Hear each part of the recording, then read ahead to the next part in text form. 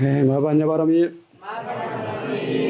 네, 오늘은 금강경 세 번째 시간 진행하겠습니다. 오늘은 4분부터 6분 하기로 했죠.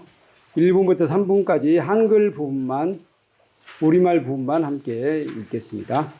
이와 같이 나는 들었습니다. 어느 때 부처님께서 거룩한 비구 1256명과 함께 사위국 기수국 고도관에 계셨습니다. 그때 세존께서는 공양때가 되어 가사를 입고 바루를 들고 걸식하고자 사위 계생에 들어가셨습니다. 성 안에서 차례로 걸식하신 후 본래의 처소로 돌아와 공양을 드신 뒤 가사와 바루를 거두고 발을 씻으신 다음 자리를 펴고 앉으셨습니다. 그때 대중 가운데 있던 수보리 장로가 자리에서 일어나 오른쪽 어깨를 드러내고 오른 무릎을 땅에 대며 합장하고 공손히 부처님께 여쭈었습니다. 경이롭습니다, 세존이시여. 열애께서는 보살들을 잘 보호해 주시며 보살들을 잘 격려해 주십니다. 세존이시여, 가장 높고 바른 깨달음을 얻고자 하는 선남자 선녀이니 어떻게 살아야 하며 어떻게 그 마음을 다스려야 합니까? 부처님께서 말씀하셨습니다. 훌륭하고 훌륭하다. 수보리여, 그대의 말과 같이 열애는 보살들을 잘 보호해 주며 보살들을 잘 격려해 준다. 그대는 자세히 들어라. 그대에게 설하리라. 가장 높고 바른 깨달음을 얻고자 하는 선남자 선녀인은 이와 같이 살아야 하며 이와 같이 그 마음을 다스려야 한다. 네, 서준이시여 라고 하며 수보리는 즐거이 듣고자 하였습니다. 부처님께서 수보리에게 말씀하셨습니다. 모든 보살마사는 다음과 같이 그 마음을 다스려야 한다.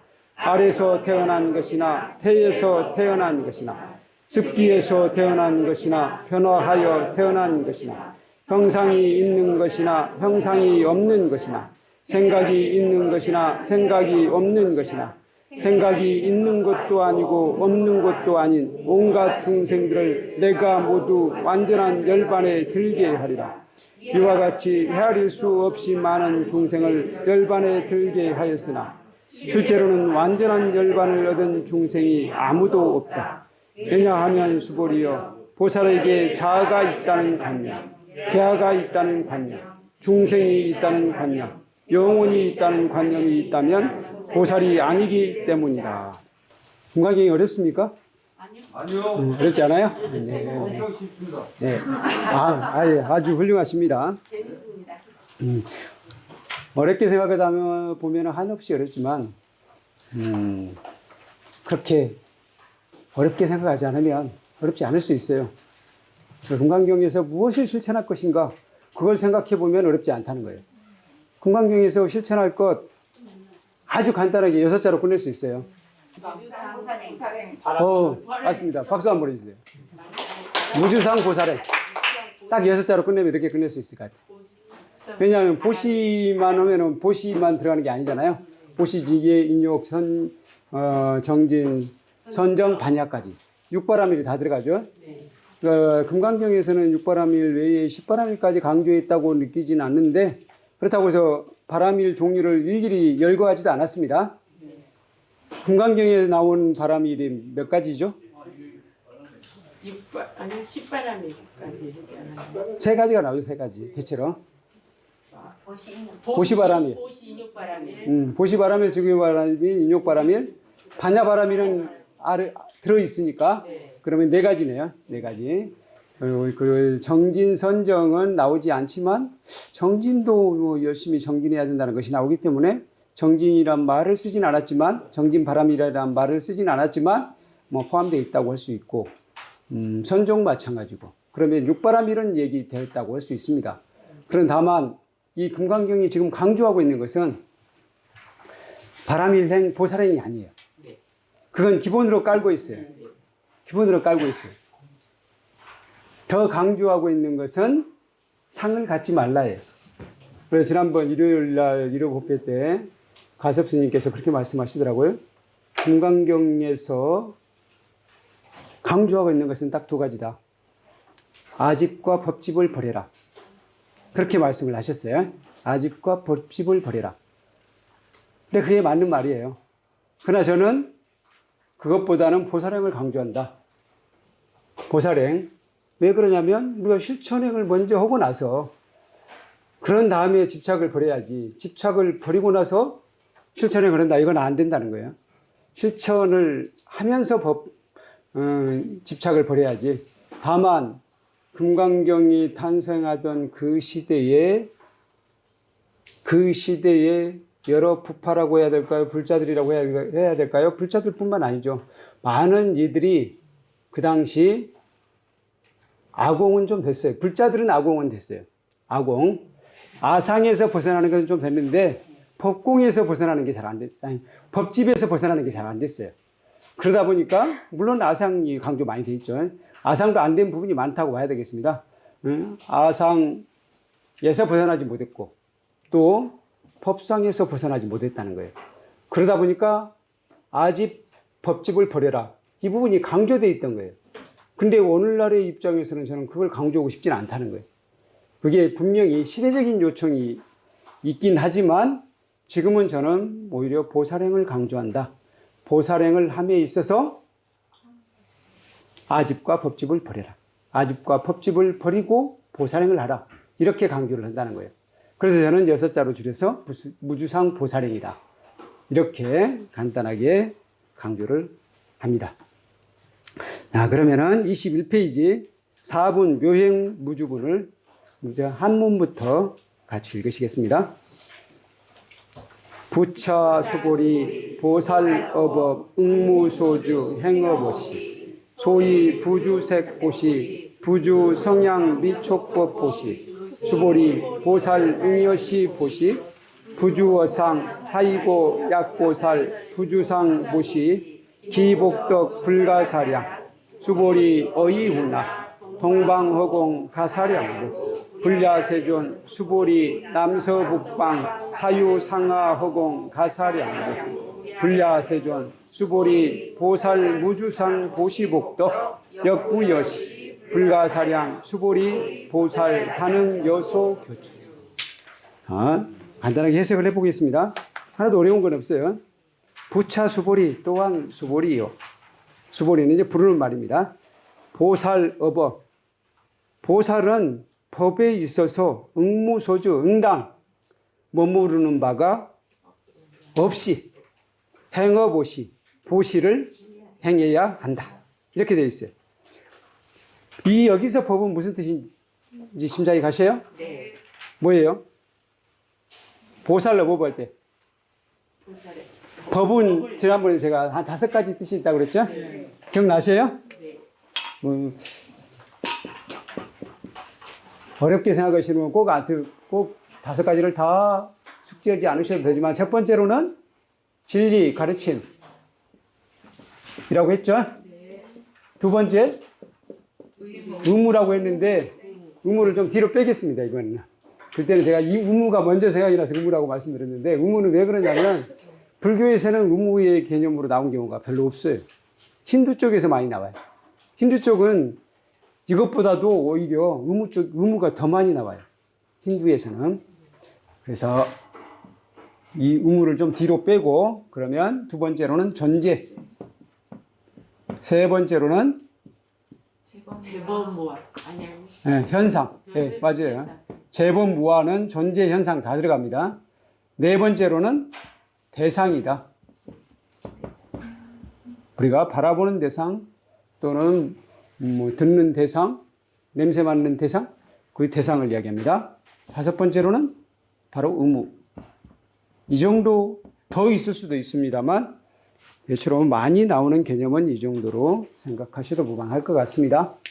이 중에서는 여기서는 대상을 이야기해요. 대상. 다른 것, 진리는 아니고 일단 대상에 머무르지 않고 보셔야 된다. 어떤 대상이든. 예를 들어 우리는 그렇게 하잖아요. 얘는 내 아들 친구니까 좀 많이 보셔야 되고, 여기는 우리 먼 사람이니까 안 해도 되고, 그렇게 계산을 하잖아요. 근데 보살은 보살은 물론 일생활에서 완벽하게 그걸 없앤다는 건 쉽지 않죠. 그래서 내 아들은 내가 책임져야 될 사람이니까 좀 더 많이 주는 게 당연하잖아요. 남의 아들은 내가 책임지지 않기 때문에 그런 정도까지는 아니지만 어쨌든 보살은 그 대상에 대한 분별 없이 보시를 하거나, 여기서 보시라고 되어 있지만 보시 아니어도 됩니다. 육바람이 다 들어간다고 생각하면 돼요. 어떤 것이든 다 다른 것도 마찬가지. 대상에 관계없이 육바람, 바람일행을 한다. 그렇게 생각하시면 됩니다. 그래서 법에 머무르는 바 없다는 건 상관없이 이렇게 하셔도 됩니다. 상관없이 행어보시, 보시를 행해야 한다. 그래서 가만히 보니까 한자까지, 한문까지 뭐 배울 필요는 없겠죠. 이 어자가, 어조사 어자가 약간씩 달리 쓰였잖아요. 네. 앞에는 보살 어법 할 때는 법에 있어서 그런 뜻이고, 뒤에 행어 보시 할 때는 이 어자가 사실상 우리말로 한다면 목적격 조사나 마찬가지예요.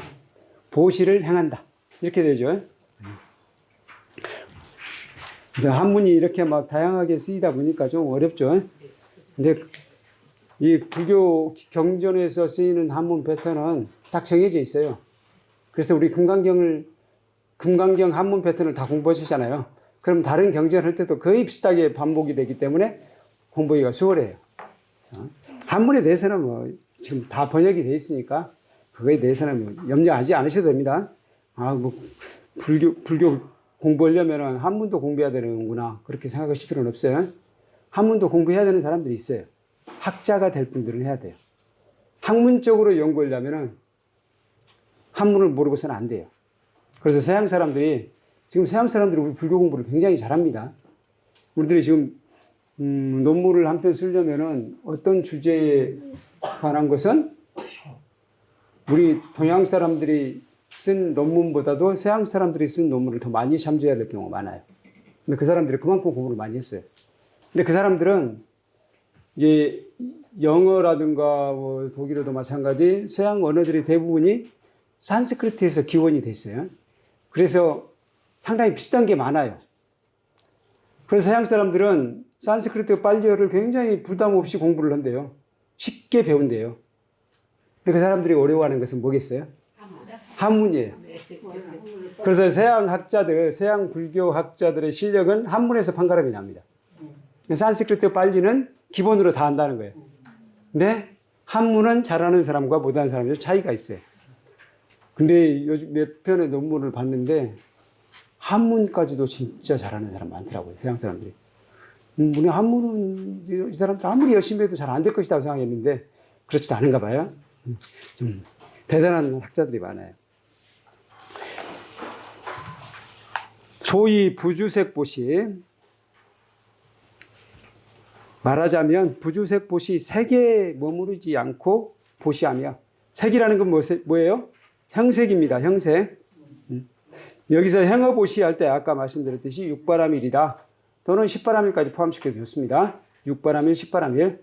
육바람일, 십바람일은 이따 시간이 되면 더 말씀을 드리도록 하겠습니다. 부주색 보시, 색에 보시하고, 색에 머무르지 않고 보시해야 된다. 색이라는 건 뭐예요? 여기서 색은 형색과 모양. 형색과 모양. 그러니까 우리가 시각적으로 보이는 걸 이야기해요. 다시 말하면. 왜 시각적으로 보이는 것이라고 생각해도 괜찮냐면은 뒤에 성향미촉법이 나오니까. 성향미촉법이 나오잖아요. 그러니까 색은 시각적으로 보이는 거고, 성은 청각적으로 보이는 것이겠죠. 그리고 향은 후각적으로 보이는 것. 미는 미각으로 보는 것. 촉은 촉감으로 보는 것. 다음에 법은 생각으로 보는 것. 생각으로 보는 것. 그래서 이 6가지, 이걸 뭐라고 하죠? 색성향 미촉법을 뭐라고 하죠? 육경이라고 하잖아요. 육경. 이걸 보는 주체는 뭐예요? 안이비설신은 근이라고 하고 근이라고 근경식이라고 하잖아요. 그래서 근경식 근은 안이비설신이 우리 감각기관 6가지를 이야기하고요. 경은 색성향 미촉법 우리 6가지 감각기관이 보는 대상을 이야기합니다. 다음에 식은 그렇죠. 안식, 이식, 비식. 그래서 근으로 보고 인식하는 것을 식이라고 하죠. 그래서 안식, 이식, 비식, 안이비설, 설식, 신식, 의식. 그걸 육식이라고 하죠. 그러면은 근은 몇 가지? 6가지가 되고 경은 경도 6가지, 역도 6가지네요. 그래서 근과 경을 합쳐서 뭐라고 하죠? 내가 보는 주체와 대상을 합쳐서 12처라고 하죠. 12처. 12처이고 세 가지를 합치면 18개라고 하죠. 18개. 그리고 색수상 형식. 색수상 형식은 내가 색수상 형식으로 이루어졌잖아요. 색수상 형식. 그건 뭐라고 하죠? 오원이라고 하죠. 오원. 그래서 5원, 12처, 18개 이걸 한마디로 뭐라고 해요? 일체법이라고 하잖아요. 일체법. 진짜 머리에는 있는데 말이 안 나와. 일체법은 모든 것이란 뜻이에요. 이 세상 모든 것이 바로 이 5원, 12처, 18개로 이루어져 있다. 이런 이야기 들어보셨어요? 네. 기본교육 때 이 부분은 이야기합니다. 대부분이 기본교육 때 이 이야기를 할 거예요. 네, 이야기하지만 이게 기본인데도 쉽지 않을 수도 있어요. 그래서 늘 반복하는 겁니다. 불교는 늘 반복이에요. 부주성향 미촉법 보시. 그래서 성향 미촉법에 머무르지 않고 보시해야 된다. 수보리여 보살 응여시 보시. 보살은 마땅히 이와 같이 보시해야 한다. 어렵지 않죠? 부주어상 상에 머무르지 않고 보시해야 한다. 여기서 상은 무슨 뜻인지 아세요? 어떤 대상을 높아하지 말아요. 상을 지난번에 상을 3가지로 제가 정리해 드렸죠? 이제 이건 계속해서 반복된다고 생각하시면 돼요. 상을 제가 3가지로 정리했는데 우리 금강경에서는 4가지에 집착하지 말라 그랬어요. 4가지. 4가지 기억나세요? 상이 3가지예요. 상이. 상자 우리말 발음을 할 때 상이 3가지예요. 첫 번째 상이 뭐죠? 첫 번째 상은 이렇게 써요. 한자로는 모양상자예요. 서로상자이지만 여기서는 모양상자라고 생각하시는 게 맞아요. 이걸 그래서 제가 락샤나라고 했죠.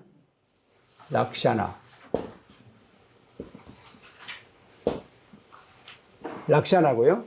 락샤나는 우리가 딱히 그렇게 얘기하기는 힘들지만 외모라고 생각해도 된다라고 했고요. 또 이 똑같은 상자인데 산스크리트는 달라요.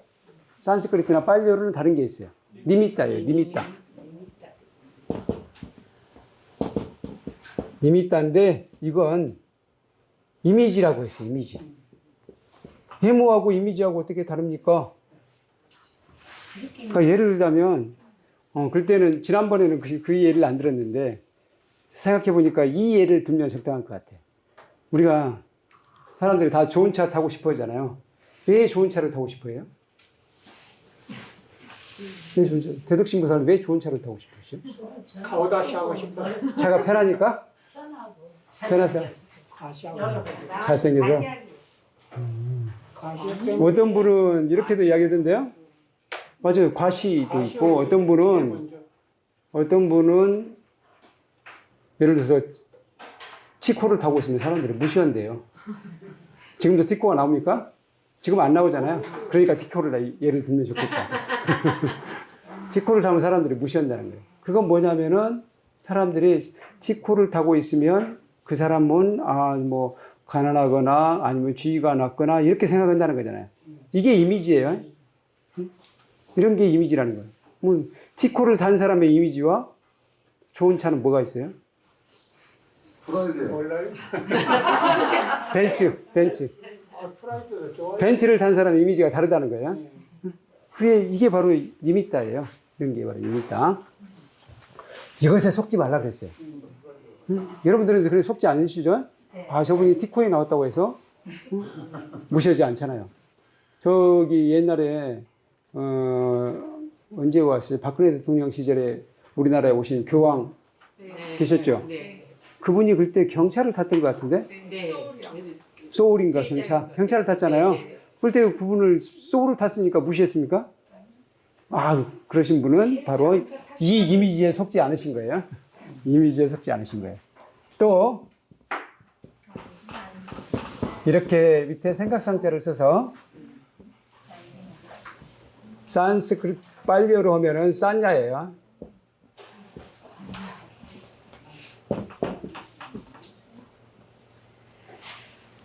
이게 물결무늬가 있습니다. 야. 그래서 야가 됩니다. 이건 상. 이건 뭐라고 번역을 할 때 애매하긴 한데 우리 관념. 네, 관념으로 우리 현재 조계종 표준본은 다 관념으로 번역을 했더라고요. 네. 관념으로 번역을 해놓고 보니까 그 우리말만 봐서는 더 뭔 말인지 모르는 경우도 생기더라고요. 관념이 적당할 때도 있는데 이상할 때도 있어요. 근데 거의 관념으로 번역을 했어요, 여기는. 그러니까 우리 번역자들이 그렇게 얘기하거든요. 어떤 경우는 쌈지냐를 관념으로 했다가, 어떤 경우는 개념으로 했다가, 어떤 경우는 생각으로 했다가, 이렇게 해버리면 우리가 헷갈린다는 거예요. 그래서 하나로 통일하는 게 원칙이에요. 근데 통일을 해놓고 보면 문맥에 따라서는 좀 안 맞을 때도 있어요. 안 맞을 때도 있지만 그렇게 해야 된대요. 이렇게. 그러면은, 쌈지냐를 번역해서 관념이라고 했구나. 그걸 우리가 읽는 사람이 짐작을 할 수 있다는 거예요. 근데 그 번역의 원칙도 그렇게 해야 된다고 이야기하지만, 나중에는 그것도 달리 주장할 수도 있을 것 같아요. 문맥에 따라 달리 해야 된다. 이렇게 주장할 수도 있을 것 같아요. 그래서 여기는 부주어상, 이 부주어상은 뭘 것 같아요? 이 중에서?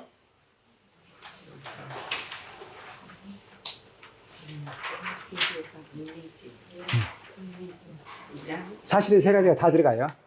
사실은 세 가지가 다 들어가는데 산스크리트 원문에서는 이 두 가지예요. 이 두 가지가 다 있어요. 그래서 산스크리트 원문을 한번 보여드리겠습니다. 이게 니미타 쌈지냐가 다 들어가 있어요. 니미타 쌈지냐에 다 머무르지 말고 보시하라 이렇게 되어 있습니다.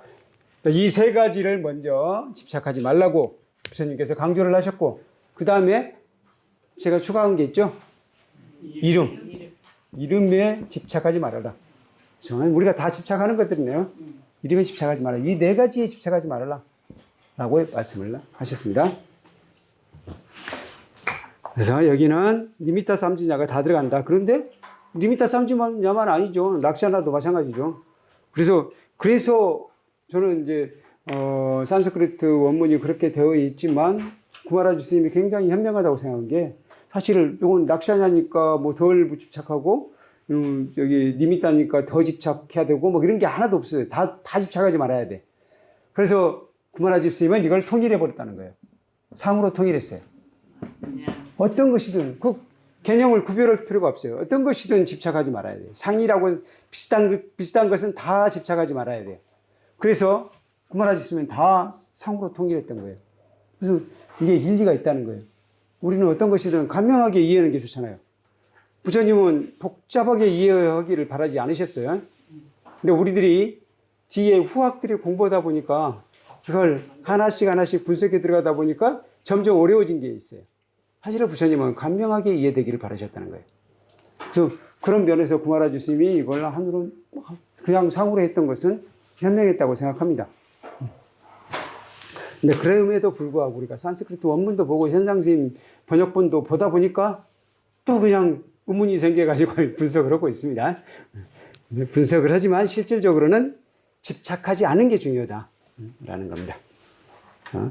부주어상 여기는 리미타 삼진야가 다 들어있다. 그래서 상에 집착하지 않고 상에 머무르지 않고 보시해야 한다라는 뜻이고요. 하이고 왜냐하면 보살이 만약에 부주상 보시 상에 머무르지 않고 보시한다면, 그러니까 니미타 삼진야에 머무르지 않고 보시한다면 기복덕 불가사량, 그 복덕이 불가사량, 생각으로 헤아릴 수 없어요.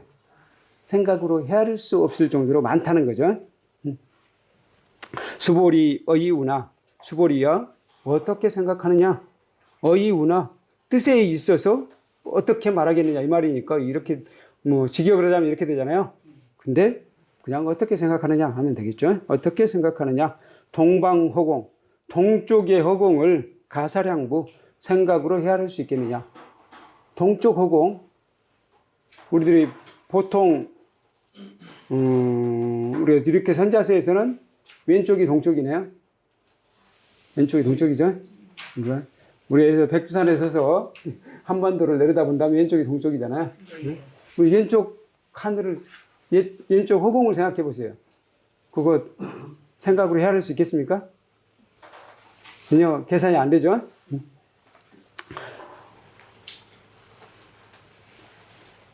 저 동방허공을 생각으로 헤아릴 수 있겠느냐? 불야세존, 이건 수보리의 대답입니다. 불야세존 없습니다. 세존이시여. 수보리야, 남서북방, 남쪽, 서쪽, 북쪽에 사유상하허공, 사유상하허공, 사유라는 것은 뭐죠? 그 사이에 있는 것, 사이죠. 그러니까 사방이, 이게 사방이라면 이것까지 하면은 사유가 된다는 거예요. 그러면 사방 사유가 되는 겁니다. 여기에다가 상하까지 포함돼요. 그러면 사유상하 허공을 가사량보 생각으로 헤아릴 수 있겠느냐? 불가사량, 불가하옵니다. 생각으로 헤아릴 수 없습니다. 아니죠. 불야세존, 제가 밑에 한 줄을 더 내려가 버렸네요. 가사량 보니까 불야세존 없습니다. 세존이시여. 수보리야, 보살이 무주상, 상에 머무르지 않는 보시의 복덕도, 보살이 상에 머무르지 않고 보시한다면 그 복덕도 역부여시 이와 같느니라. 무슨 말인지 아시겠죠? 보살이 상에 머무르지 않고 보시하면은 이렇게 크다는 거예요, 복덕이. 근데 상에 머무르면서 보시하면 어떻죠? 없어요. 응? 없어요. 없을까요? 네. 없지는 않을 것 같아요. 유류보가 아닐까요? 이거 없지는 않을 것 같아요. 없지는 않은데 이렇게 사유상하 허공만큼 크진 않겠죠. 크진 않겠지만 상의 어떤 상을 갖고 보시를 한다면 오히려 마이너스 될 수도 있죠. 왜냐하면 더 큰 거를 바랄 수도 있으니까. 어떻게 해석하느냐에 따라서. 네, 맞습니다. 오케이. 네. 맞습니다. 보시의 복덕 또 역부여시 또한 이와 같이 불가사량 생각으로 헤아릴 수 없느니라. 수보리야, 보살은 단지 마땅히 이와 같이 가르친 대로 행할지니라. 이렇게 되네요. 살아야 한다. 보살은 단응 요소 교주. 여기서 살아야 한다 그런 말은 없는데 당연히 머무른다라는 뜻이 산다는 뜻도 되니까 머무르는 바 없이 머무러야 한다. 머무르는 바 없이 살아야 한다. 다시 말해서 가르친 대로, 소교주니까 가르친 대로 주는 살아야 한다. 이렇게 되는 거죠. 머물러야 한다, 살아야 한다. 머무는 게 사는 거 아니에요? 네, 그렇죠. 머무르는 게 사는 거죠. 이 세상에 머무르는 게 사는 거니까. 보살은 반드시 가르친 대로 살아야 한다. 이렇게 되네요. 자, 여기 한문 부분에 의문난 사항이 있으면 말씀하십시오. 우리가 지금 한 3번을 반복하는 겁니다. 한문을 읽으면서 한번 보고. 한문은 한문은 전병입니다. 걱정하지 마세요. 일단 한글로 들어가니까. 우리말로 들어가니까. 우리말에서 이해하시면 돼요. 그래도 저는 잘 이해가 안 갑니다. 하신 분들은 옛날에 우리, 공부할 때 어떻게 공부했죠? 교과서 보고 모르면 전과도 봤잖아요. 전과도 모르면 수련장까지 봤잖아요. 요즘에는 수련장이란 말도 없을 것 같은데 옛날 말이죠. 정화성과 맞습니다. 그렇게 3번을 하잖아요. 그러면 좀 알게 되잖아요. 지금도 그렇게 하는 셈이에요.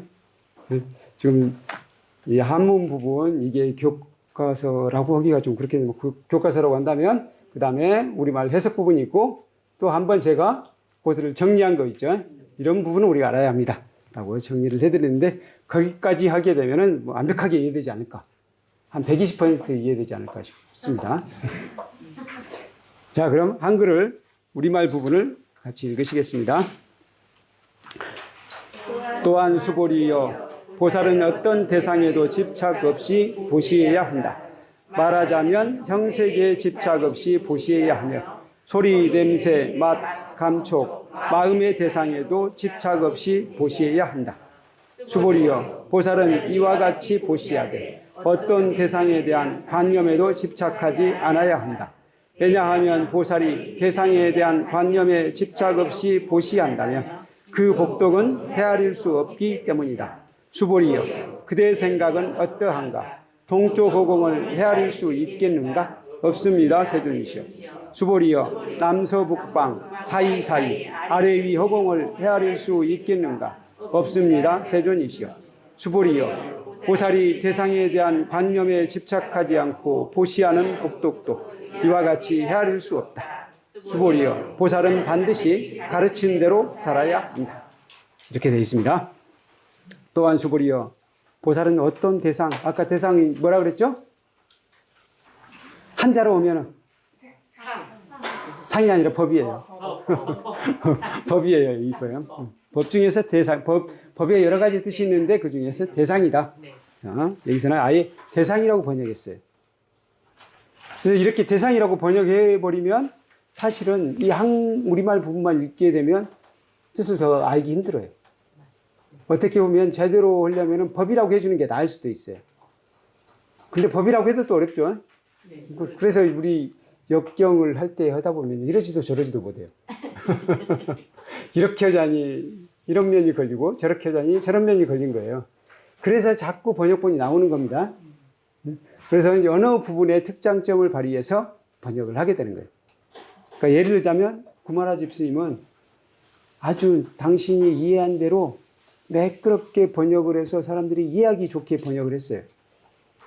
근데 그 당시 사람들은 구마라 집스님이 설명도 해주고 했기 때문에 잘 이해를 했을 거예요. 근데 그 이후에 한 200년 후 사람들은 구마라 집스님이 설명을 안 해주시잖아요. 그러니까 이제는 조금 의심이 가기 시작하는 거예요. 그러니까 현장 스님 같은 천재는 이건 아닌 것 같다 해서 내가 직접 해야지. 그거 직접 해보니까 많이 산스크리트 본하고 좀 다른 부분이 많이 있는 거예요. 그럼 산스크리트 본대로 해야 되겠다 해서 만든 게 현장 스님 본이에요. 그러니까 이런 식으로 해서 자꾸 번역본이 나온다는 거예요. 그래서 우리는 그 번역본이 여러 개 있는 것을 어렵다고 생각하지 마시고요. 이 여러 개의 번역본을 통해서 내가 부처님의 진실한 뜻에 더 가까이 갈 수 있구나. 이렇게 생각해야 돼요. 긍정적으로 생각해야 돼요. 이렇게 우리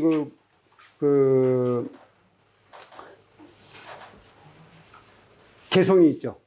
무상심신 민묘국어 백천만급 난조 아금문견 득술지 원의 열의 진실이 원하옵니다.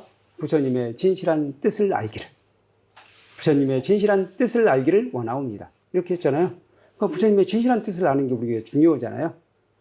그런 점에서 번역본이 많은 것은 우리를 골탕 먹이려고 그런 게 아니라 부처님의 진실한 뜻에 가까이 가려고 하다 보니까 그렇게 됐다고 생각하시면 됩니다. 어떤 대상은 바로 이거다. 여기서 원문으로 간다면 니미따 쌈지냐 두 가지가 다 나왔다 라고 할 수 있습니다. 니미따에도 쌈지냐에도 집착 없이 보시해야 한다. 말하자면 이제 구체적으로 이야기한 거예요. 니미따 쌈지냐가 뭐냐? 여기서는 5가지, 6가지로 냈네요. 6가지. 그게 뭐냐면 첫 번째로 형색. 형색은 시각으로 보는 것. 그다음에 소리는 청각으로 듣는 것. 냄새는 후각으로. 맛은 촉각, 입, 혀로 맛보는 것. 감촉은 우리 피부, 촉감으로 느끼는 것. 마음으로 우리가 생각을 하고 하잖아요. 어떤 대상을 놓고 생각을 하잖아요. 그 대상까지입니다. 그것까지도 집착 없이 보셔야 된대요. 쉽지 않죠? 세상은 사실은 쉽지 않아요. 쉽지 않기 때문에 끊임없이 강조하는 거예요. 근데 그렇게 돼야만 우리가 진정한 평화를 얻을 수 있다는 거예요. 집착이 있으면은요, 좋은 일을 하고도 힘들어요. 우리가 줬다는 생각을 하게 되면 나중에 본전 생각 나잖아요. 그래서 뭐 예를 들자면 내가 내 친구의 결혼식에는 갔어요. 결혼식에 갔는데 당연히 나중에 이제 내 아들 결혼식에도 청첩장을 보냈어. 근데 전화도 안 해. 그러면 화가 나잖아요. 그 생각을 하면 갑자기 화가 나가지고 잠이 안 와. 그럼 누가 손해입니까? 자기가 두 배로 손해요. 받지 못해서 손해. 화가 나서 손해. 그렇다는 거예요. 그래서 사실 집착 없이 하는 것, 이게 손해인 것 같은데 나에게 이익되는 거라는 거예요. 어차피 안 들어올 것은 안 들어와요. 어차피 안 들어올 것은 안 들어와요. 그러니까 줘놓고 잊어버리는 게 나한테 오히려 이익이 될 수 있다는 거죠. 자, 그렇게 대상에 집착 없이 보셔야 된다. 수보리여 보살은 이와 같이 보셔야 돼 어떤 대상에 대한 관념에도 집착하지 않아야 한다. 여기서 대상에 대한 관념이라고 했는데 원칙적으로 이야기한다면 이 두 가지가 다 들어가요. 상이 들어가야 돼요. 산스크리트에는 상으로 되어 있어요. 근데 그 중에서 여기 우리 조계종 표준본에서는 하나를 선택했어요. 관념을 쪽으로 선택했어요. 이런 부분 이해할 수 있겠습니까, 얼른? 그러니까 이런 경우도 오히려 상에 집착하지 않아야 한다. 이게 더 이야기가 편할 때도 있다는 거예요. 그러니까, 그렇죠. 근데 여러분들은 어떻게 해도 상관없죠. 한문도 보고 이것도 보고 다 봤잖아요. 그러니까 우리는 확실하게 이해할 수 있어요. 그런데 이 우리말 부분만 보면은 이게 무슨 뜻인지 얼른 모를 수도 있어요. 하여튼 우리는 다 알고 있기 때문에 이건 니미타 삼지냐, 뭐 락샤나까지 포함된 거예요. 그래서 우리 구마라 주스님은 아예 상 하나로 번역을 했다는 거예요. 집착하지 않아야 한다. 왜냐하면 보살이 대상에 대한 관념에 집착 없이 보시한다면, 다시 말하면 보살이 상에 대한 집착 없이 보시한다면 그 복덕은 헤아릴 수 없기 때문이다. 왜 복덕이 헤아릴 수 없냐면은 대상에 대한 집착을 하고 받을 것 받잖아요. 산술적으로도 생각을 해보세요. 받을 것 받으면은 이미 반뜸으로써 나의 복덕은 없어지잖아요. 그렇죠? 쌤이에요. 예금통장 찾아서 쓴 것도 똑같아요. 그런데 그걸 안 쓰고 놔두면은 계속 있는 거 아니에요? 어떻게 쓰일지도 몰라요. 그래서 그건 무량한 것이 되는 거예요. 그래서 집착 없이 보시한다는 것은 내가 복을 지어놓고 예금통장에서 찾지 않는 것과 같다. 이렇게 생각하시면 된다는 거죠. 그러면 그 복은 셀 수가 없잖아요. 헤아릴 수가 없잖아요. 근데 내가 준 것을 받는다 그러면 내가 10만 원을 냈어. 나중에 물가가 올라가서 20만 원 받았어요. 그러면 사실은 똑같아요. 10년 동안 한 10만 원 정도 물가가 올랐으니까. 그래서 나는 받음으로써 이제 끝난 거예요. 복은 없어. 이제 이걸로 끝난 거예요. 그렇지만 그거에 대해서 전혀 생각하지 않는다면 그 복덕이 무량할 수 있다라는 것이죠. 보살이 대상에 대한 관념이 집착 없이 보시한다면 그 복덕은 헤아릴 수 없기 때문이다. 수보리여 그대 생각은 어떠한가? 동쪽 허공을 헤아릴 수 있겠는가? 여기는 보살의 복덕에 대해서 설명하기 위한 거예요. 그래서 동쪽 허공 이 부분에 집중할 필요는 전혀 없습니다. 없습니다, 세존이시여. 수보리여 남서북방 사이사이 아래 위 허공을 헤아릴 수 있겠는가? 없습니다, 세존이시여. 수보리여 보살이 대상에 대한 관념에 집착하지 않고, 관념은 아까 뭐라 그랬죠? 니미타 삼진하다. 이것도 뭐 어렵게 막 그렇게 외우려고 하지 마시고요. 그냥 어떤 것에도 집착하지 않는다고 이해해도 상관없습니다. 집착하지 않고 보시하는 복덕도 이와 같이 헤아릴 수 없다. 수보리여 보살은 반드시 가르친 대로 행해야 한다. 가르친 대로 살아야 한다. 가르친 것이 뭐였죠? 진리, 법. 보시를 할 때, 보시를 하면 상에 머무르지 않고 보셔야 된다. 여기서 보시뿐만 아니라 그랬죠? 육바라밀을 행할 때 마찬가지. 다른 바라밀을 행할 때도 마찬가지로 상에 머무르지 않고 해야 된다라는 겁니다. 열이 실견문으로 들어갑니다. 24페이지. 여기는 한문이 좀 짧네요. 우리 실견문.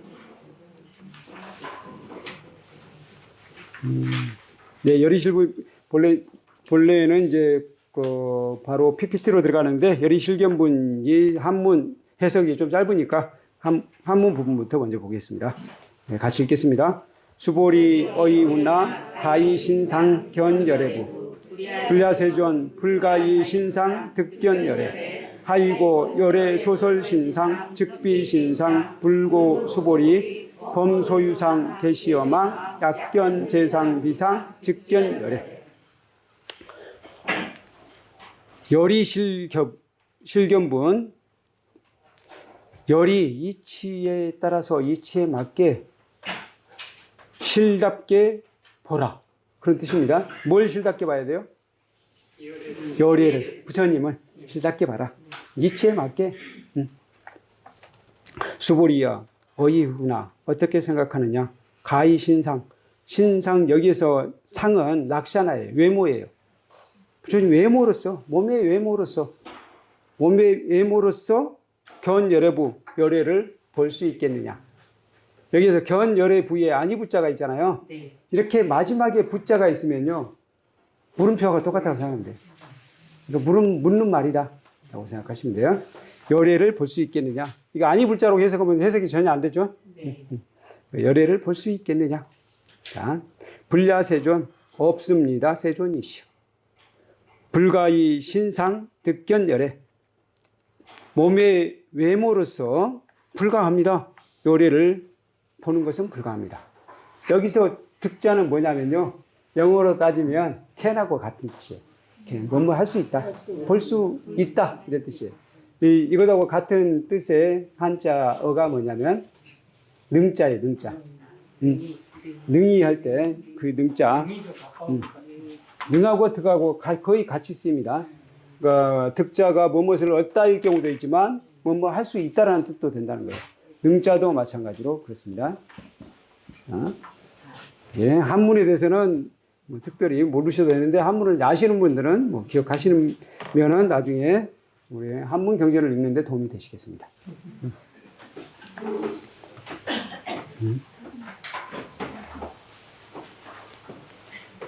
불야세존 불가이신 득견열애, 열애를 볼 수 없습니다. 그러니까 저 불가에 걸리는 겁니다. 알 수 없습니다. 하이고, 왜냐하면 열애 소설신상, 열애께서 설하신 바는 신상, 몸의 외모는 곧 신상이 아니다. 곧 신상이 아니다. 몸의 외모는 곧 몸의 외모가 아니래요. 몸의 외모는 곧 외모가 아니대. 외모가 아닙니다. 그럼 뭐예요? 이름. 오케이. 여기 나오네요. 네, 이름. 이게 나오네요. 그래서 이 이름을 타파하는 법은 대체로 직비 논리예요. 직비. 그래서 직비 논리는 대체로 두 가지가 있어요. 첫 번째로 뭐뭐가 아니다예요. 뭐뭐가 아니다. 근데 이렇게만 이야기하면 얼른 못 알아듣는 경우도 있기 때문에 부처님께서 좀 더 풀어서 하시는 게 있어요. 풀어서 하신 정형구가 있어요. 그게 뭐냐면 뭐뭐는 뭐뭐가 아니지만, 저는 이제 아니지만으로 바꿔서 해석을 합니다. 아니지만 뭐뭐라고 부른다, 또는 뭐뭐라는 이름이다, 뭐뭐라고 부른다. 그래서 그 이름은 뿐이다. 근데 어떤 경우는 뭐뭐는 뭐뭐가 아니기 때문에 하라면 또 어렵잖아요. 그래서 제가 아니지만으로 저는 합니다. 그러면 좀 더 이해하기가 편하다는 거예요. 뭐가 아니지만 우리는 편의상 이름을 부른다는 거예요. 그러니까 중생도, 부처님은 중생이 따로 없다고 그랬어요. 근데 왜 중생이란 말을 쓰느냐? 그러면은 깨달은 자와 아닌 자를 얼른 구별하기 힘들잖아요. 그러니까 이름을 부여하는 거예요. 아직 깨닫기 이전의 상태를 중생이라고 부른 걸 뿐이에요. 그냥 중생과 열애가 중생과 붙들고 완벽하게 다른 것은 아니다 라고 말씀하시는 거예요. 그래서 중생이 아니라 중생이라는 이름일 뿐이다, 이렇게 이야기하는 거예요. 그리고 중생이 아니지만 중생이라고 부른다. 이렇게 돼. 여기다가 이 말을 써도 되겠네. 편의상이라고 해도 되겠네요. 편의상 부른다는 거예요. 우리는 언어 생활을 해야 되잖아요.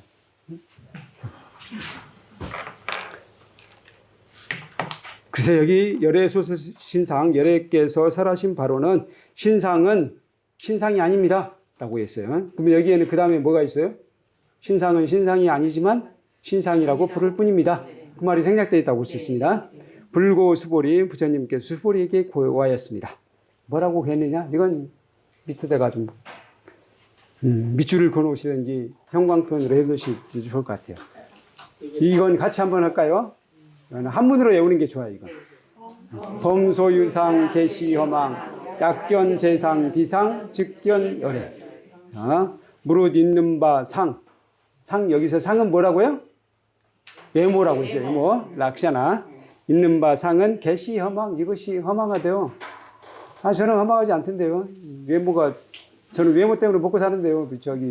예를 들어서, 탤런트 배우들, 이런 사람들, 미스 코리아, 이런 분들은 외모 때문에 먹고 살잖아요. 그래서 그때 가서 허망하잖아요. 그래도 허망해요. 그때 가서. 예, 여기서 허망은 뭐냐면 영원하지 않다는 것이 들어가 있어요.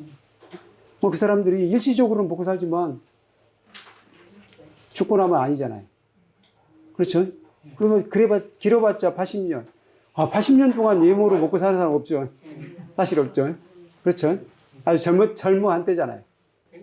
그래서 그게 영원하지 않다는 거예요. 그래서 허망하다는 거예요. 그 일시적으로도 인정하지 않는 게 아니라 영원하지 않음을 이야기하는 거예요. 그래서 다시 말하면 무상이에요.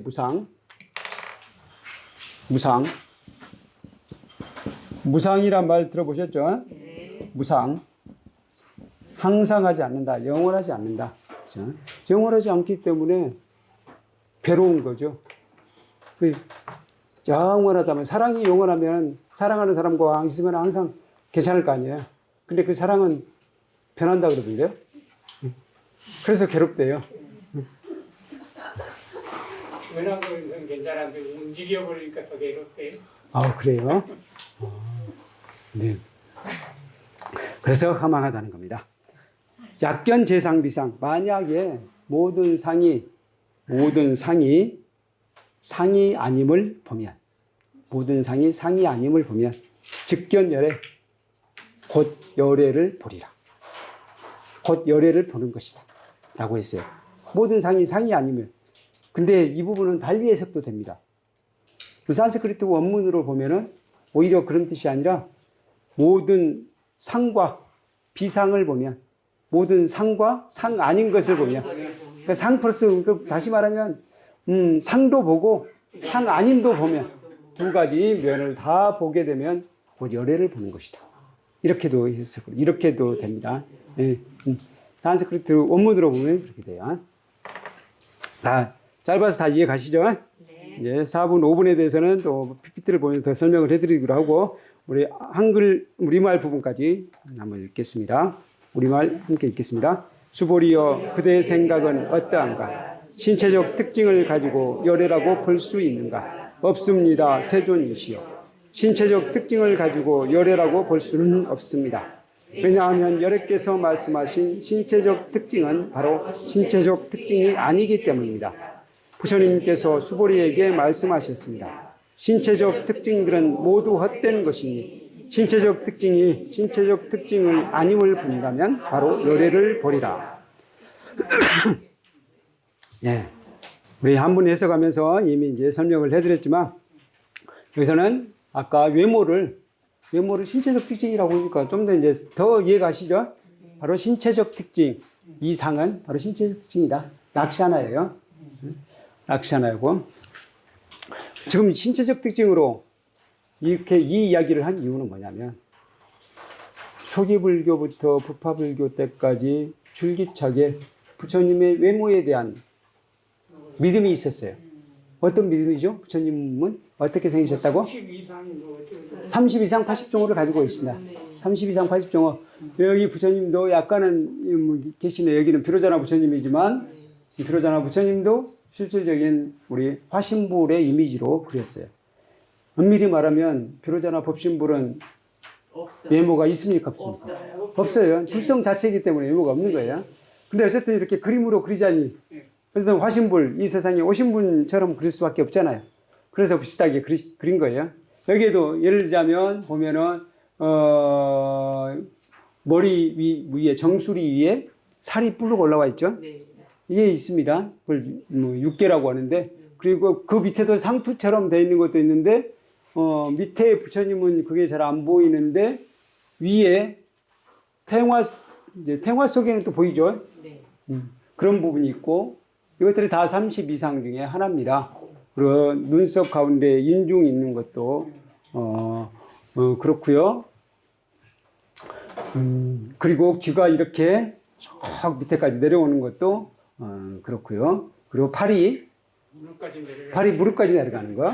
팔이 무릎까지. 그리고 양팔을 벌렸을 때 양팔의 길이와 그 다음에 키가 같대요. 재보셨어요? 그래서 그렇게 해서 32가지 이따 또 다시 한번 살펴보도록 하겠습니다. 그 특징을 가지고 그렇게 생겼다. 그 부분을 상당히 중시했다는 거예요. 근데 금강경에서는 그렇게 외모를 중시해서는 안 되지. 우리가 모두가 붓다라는 것이 그 사상 자체가 성립이 안 돼. 그렇죠? 네. 우리가 30 이상, 내가 열심히 수행하면 30 이상 나올 수 있습니까? 아니에요. 혹시 그럴지도 몰라나? 전륜성하고 나온대. 전륜성왕도 사실상 태어나자마자 그런 거잖아요. 그렇죠. 부처님도 그러니까 그걸 비슷하게 본래 그렇게 생기신 거예요. 예. 그 경전에 따르면 그렇습니다. 깨달음을 얻으신 다음, 그러니까 보리수 나무 아래서 깨달음을 얻으신 이후 30 이상이 생긴 게 아니에요. 그 아시타 선인이 관상을 보잖아요. 네. 그때 30 이상을 보고 이렇게 생기신 분은 두 가지 중에 하나다. 하나는 전륜송왕, 하나는 붓다. 깨달은 이 둘 중에 하나다는 거예요. 그렇게 이야기를 하시잖아요. 근데 금강경에서는 모든 이가 불성을 가지고 있고 모든 이가 열심히 공부하고 깨달음을 얻으면 바로 깨달은 자 붓다가 된다. 이런 입장이거든요. 그런데 30 이상으로 묶어버리면 안 되는 거죠. 30 이상 있는 사람만 되는 거잖아요. 네. 그래서 이 부분을 깨뜨려 줘야 돼요, 사실. 그래서 여기서 바로 그겁니다. 신체적 특징을 가지고 열애를 볼 수 있겠느냐? 그건 아니다. 라고 말씀하신 겁니다. 자.